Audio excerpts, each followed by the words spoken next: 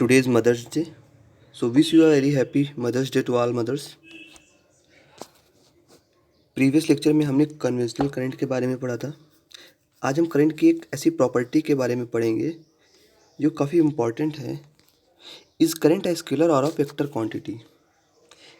Current quantity जो होती है स्केलर क्वांटिटी होती है या फिर वेक्टर क्वांटिटी? उससे पहले हमें स्केलर और वेक्टर क्वांटिटी के बारे में पता होना चाहिए. स्केलर क्वांटिटी कौन सी होती है? जिसमें केवल मैग्नीट्यूड होता है. और वेक्टर क्वांटिटी वो क्वांटिटी होती है जिसमें मैग्नीट्यूड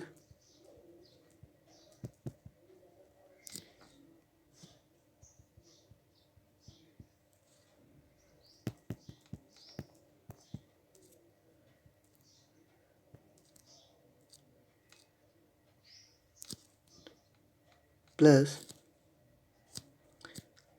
डायरेक्शन बोथ प्रेजेंट होते हैं, उसे वेक्टर क्वांटिटी कहते हैं.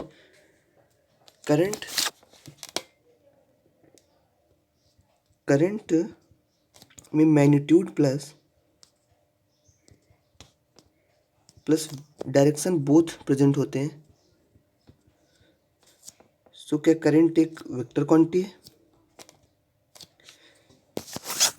वेक्टर क्वांटिटी में मैग्नीट्यूड और डायरेक्शन के साथ साथ वेक्टर के सभी रूल्स फॉलो करने होते हैं. तो अगर करंट वेक्टर के सारे रूल्स फॉलो करती है तो करंट एक वेक्टर क्वांटिटी हुई. चलिए देखते हैं कि क्या करंट सारे रूल्स फॉलो करती है वेक्टर के.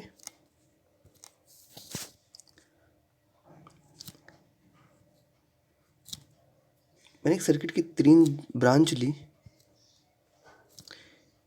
एक में करंट I1, दूसरे में I2 और तीसरे में I3 जा रही है current. According to KCL law, Kirchhoff's KCL law, node की तरफ जाने वाली करंट और नोड से बाहर निकलने वाली करंट का सम इक्वल होता है. तो इसके according I1 equal to I2 plus I3. But ये इक्वेशन अकॉर्डिंग टू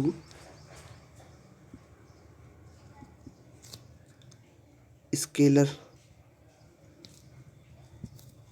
रूल के हिसाब से, अगर इसी का वेक्टर फॉर्म देखते हैं तो वेक्टर फॉर्म के हिसाब से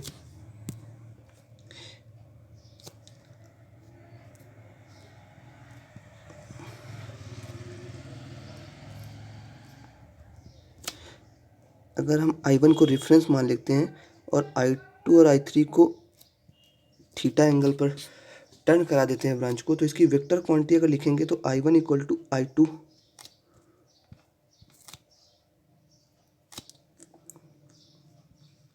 cos theta plus I3 cos theta. लेकिन किरचॉफ के अकॉर्डिंग ये इक्वेशन नहीं आती है. सो करंट इसके हिसाब से तो करंट वेक्टर के रूल्स को फॉलो नहीं करती है. अगर वेक्टर क्वांटिटी करंट होती तो उसे इस इक्वेशन का फॉलो करना होता. लेकिन करंट जो है वो I1 equal to I2 plus I3 rule को फॉलो करती है. तो इस हिसाब से करंट एक स्केलर क्वांटिटी हुई, ना कि वेक्टर क्वांटिटी. एक अदर एग्जांपल के थ्रू इसे समझते हैं. काफ़ी इंटरेस्टिंग एग्जांपल है. मान लीजिए 2 टीवी हैं जो आपस में एक तार के थ्रू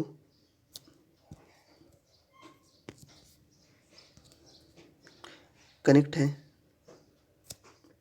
और एक दूसरे के साथ 90 डिग्री के एंगल पे रखी हुई हैं. अगर इस टीवी में I1 करंट जा रही है और I1 को ही अगर रेफरेंस मानते हैं वेक्टर के अकॉर्डिंग, तो I2 उससे 90 डिग्री पर है. तो अगर I1 का कंपोनेंट I2 के फेस में रखें तो इसमें I2 equal to I1 cos theta, जहाँ पे थीटा इक्वल टू 90 डिग्री है, तो I1 कॉस 90 डिग्री. तो इसके अकॉर्डिंग कॉस 90 का मान कितना होगा? ज़ीरो, तो I2 की वैल्यू कितनी आ गई, I2 इक्वल टू ज़ीरो। तो इस हिसाब से इसमें करंट की वैल्यू ज़ीरो होगी और ये टीवी ऑन नहीं होगी। लेकिन क्या नॉर्मली ऐसा होता है? ऐसा कभी नहीं होता। सो यहाँ से भी हम प्रूफ होता है कि करंट एक स्केलर क्वांटिटी होती है, ना कि वेक्टर क्वांटिटी। आप हमारे यूट्यूब चैनल को सब्सक्राइब कर लीजिए, डील एकेडमी। Thank you.